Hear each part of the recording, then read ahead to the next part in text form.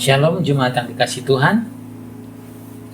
Kita akan bersama-sama membaca dan merenungkan kebenaran firman Tuhan. Sebelumnya kita berdoa. Bapa di surga, kami bersyukur mendapat kesempatan untuk bersama-sama membaca dan merenungkan firman.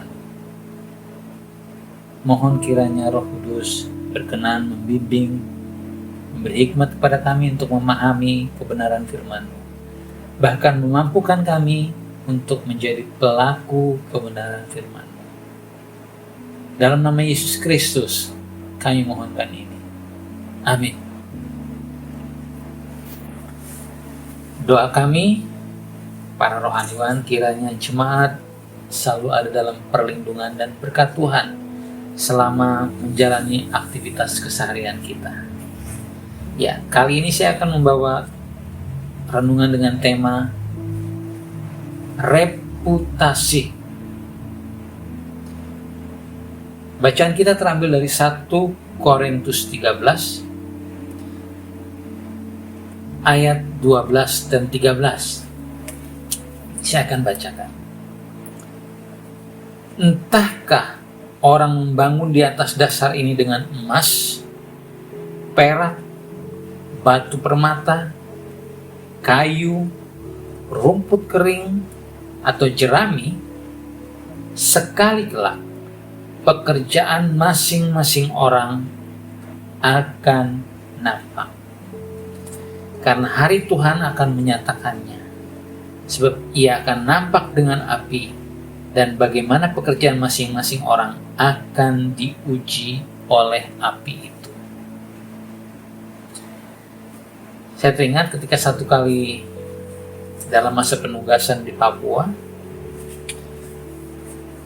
saya ke Jayapura, dan di depan toko buku Gramedia di Jalan Samratulangi, saya menemukan sebuah prasasti, dan di situ tertulis, di depan sebuah bangunan tertulis siapa yang membangun gedung itu.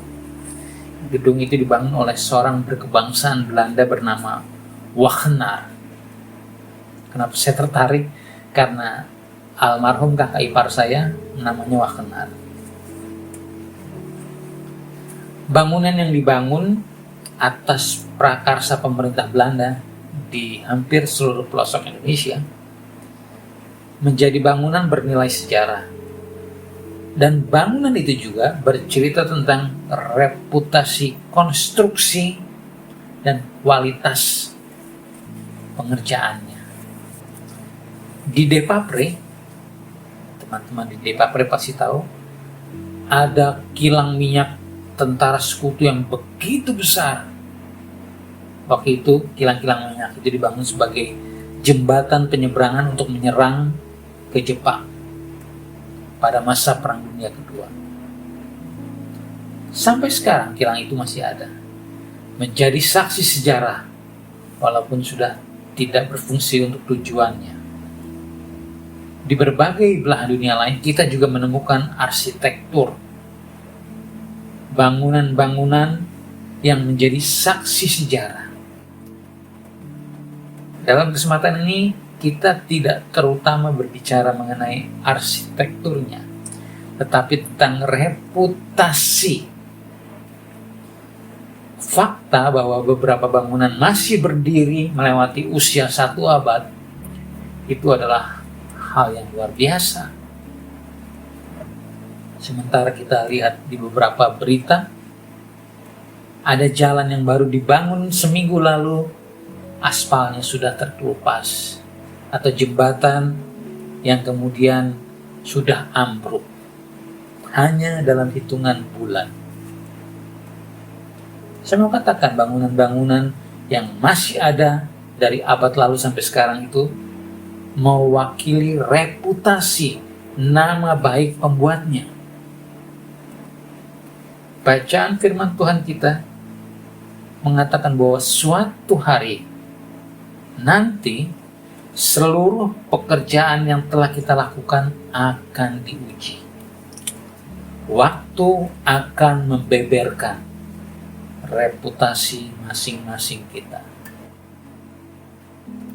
Bacaan firman Tuhan kita tidak berbicara mengenai bangunan fisik, tetapi bangunan rohani.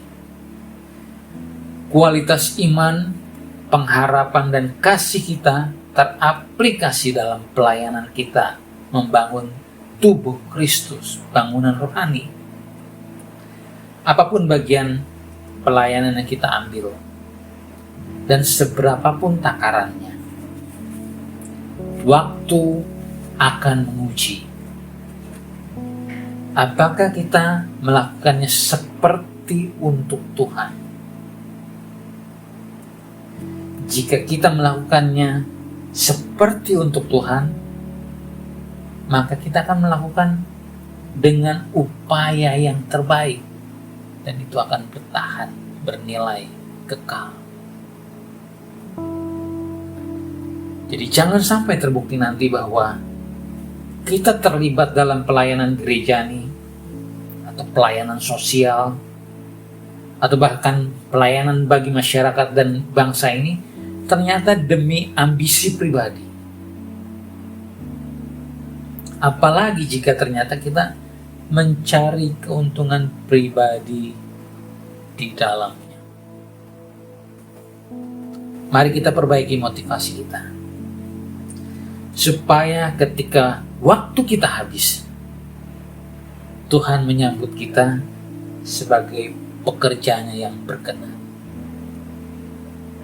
Dan orang-orang di belakang kita tidak menemukan celah dalam niat dan kinerja kita.